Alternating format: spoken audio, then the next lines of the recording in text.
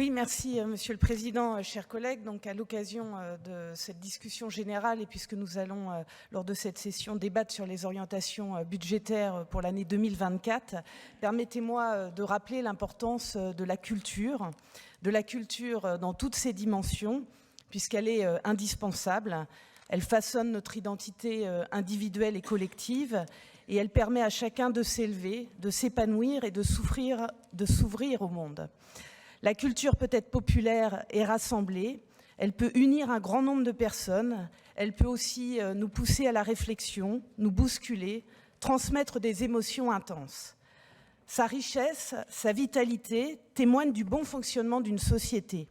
La culture, disait Lionel Jospin, c'est l'âme de la démocratie.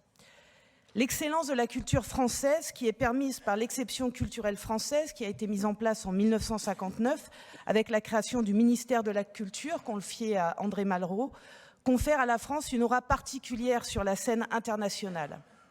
Et pour ces raisons, les pouvoirs publics doivent contribuer autant que possible à favoriser la création artistique et à rendre la culture accessible à toutes et à tous. Et c'est pour cela que la compétence culture n'est du domaine réservé d'aucune collectivité, mais elle reste une compétence partagée. Alors nous avons la chance, dans notre département, d'avoir une capitale régionale, la ville de Dijon, qui rayonne culturellement grâce à des équipements de grande qualité. Un musée des Beaux-Arts parmi les plus beaux de France est gratuit. C'était le ministre de la Culture de l'époque qui l'avait dit lorsque nous l'avons inauguré après les travaux. Un opéra de grande qualité, une scène de musique actuelle connue et reconnue de toutes et tous, La Vapeur, un conservatoire à rayonnement régional ou encore un centre dramatique national. Je rappelle que ces équipements bénéficient à l'ensemble des Côtes-d'Oriens et accueillent d'ailleurs de nombreux collégiens et même des collègues ici de cette assemblée qui sont élus hors de la métropole et qui viennent souvent avec d'autres Côtes-d'Oriens. Et pourtant, il existe en Côte d'Or une exception culturelle. Puisque s'il existe une exception culturelle française dont nous nous félicitons tous, il existe malheureusement, comme je viens de le dire, une exception culturelle côte-d'orienne que nous devrions toutes et tous regretter. Et là, je m'adresse également au président de l'Association des départements de France. En effet, l'étude des relations entre les métropoles et les départements dans des situations démographiques et politiques comparables à la nôtre montre que tous les départements subventionnent tout ou partie des principales structures culturelles de leur métropole.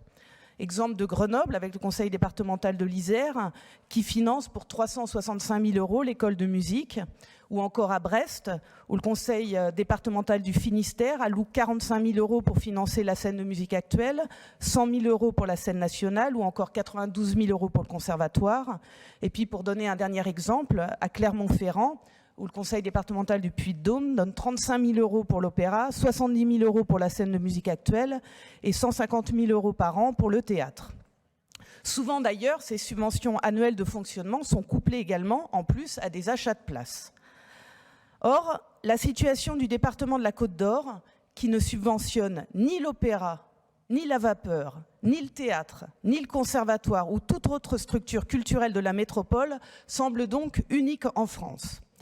Alors, dans ce moment, Monsieur le Président, où notre société traverse une multitude de crises pour lesquelles la culture est une partie de la réponse que nous devons apporter, à cet instant où nous avons à débattre des orientations budgétaires de notre collectivité, je vous demande, Monsieur le Président, de revenir sur cette exception culturelle côte-d'orienne en contribuant à nouveau à la vitalité culturelle dijonnaise.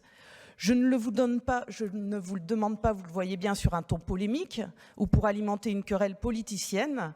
Je ne vous le demande pas avec l'arrière-pensée de vous faire un procès d'intention. Je vous le demande dans l'intérêt des Côtes-d'Oriennes et des Côtes-d'Oriens, auxquels je sais vous êtes particulièrement sensibles. Donc à l'occasion du prochain budget, je ne vous demande pas de dépenser plus, mais de dépenser mieux.